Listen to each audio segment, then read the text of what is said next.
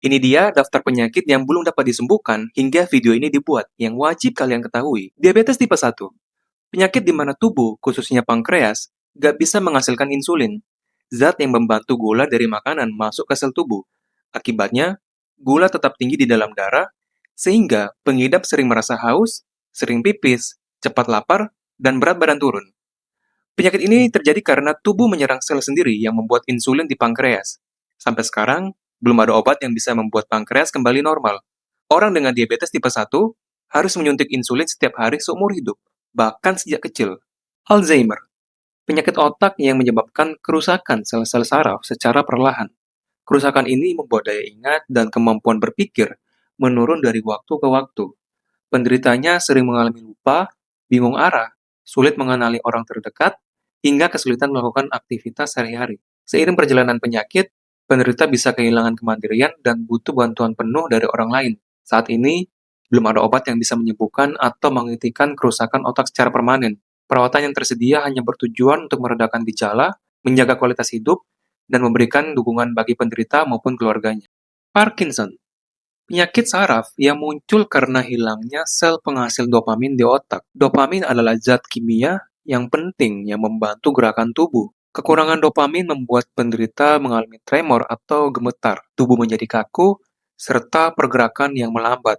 Dalam jangka panjang, penderita bisa kesulitan berjalan, berbicara, bahkan melakukan aktivitas sederhana. Sama seperti Alzheimer, Parkinson juga belum bisa disembuhkan sepenuhnya. Pengobatan yang ada bertujuan untuk mengurangi gejala, memperbaiki fungsi gerakan, serta membantu penderita tetap aktif dalam kehidupan sehari-hari. Diabetes tipe 2. Kalau pada diabetes tipe 1, pankreasnya sejak kecil sudah rusak sehingga tidak bisa memproduksi insulin sama sekali. Pada diabetes tipe 2, sebenarnya pankreasnya masih normal. Masalahnya adalah tubuh tidak bisa menggunakan insulin dengan baik atau produksi insulinnya mulai berkurang seiring waktu. Akibatnya, gula darah tetap tinggi. Gejalanya mirip dengan diabetes tipe 1, sering haus, sering buang air kecil, cepat lapar, berat badan turun, dan mudah lelah. Namun, karena pada diabetes tipe 2 insulin masih ada, pengobatan awal cukup dengan pola makan sehat, olahraga teratur, dan obat penurun gula darah. Insulin baru diberikan dalam kondisi tertentu, tidak wajib sejak awal seperti pada diabetes tipe 1. Sampai saat ini, belum ada obat yang benar-benar menyembuhkan diabetes tipe 2. Terapi yang ada hanya bertujuan untuk kontrol gula darah agar tetap normal,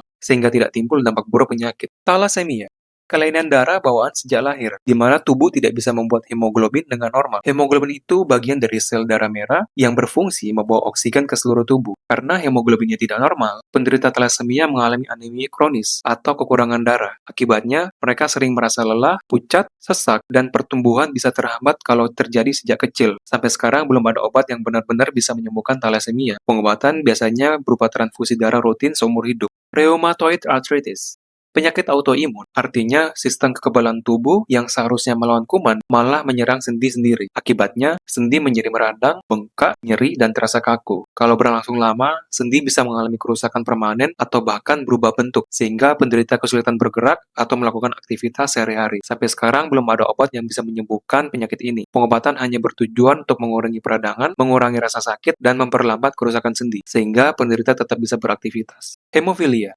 penyakit genetik atau keturunan yang membuat darah sulit membeku. Normalnya, kalau kita luka, darah akan menggumpal untuk menghentikan perdarahan. Pada hemofilia, proses ini tidak berjalan baik, sehingga penderita mudah berdarah dan perdarahan yang terjadi bisa berlangsung lama atau muncul di dalam tubuh tanpa sebab yang jelas. Sampai sekarang, belum ada obat yang benar-benar bisa menyembuhkan hemofilia. Pengobatan biasanya berupa pemberian faktor pembukaan darah yang hilang, dilakukan secara rutin untuk mencegah perdarahan serius yang bisa mengancam nyawa.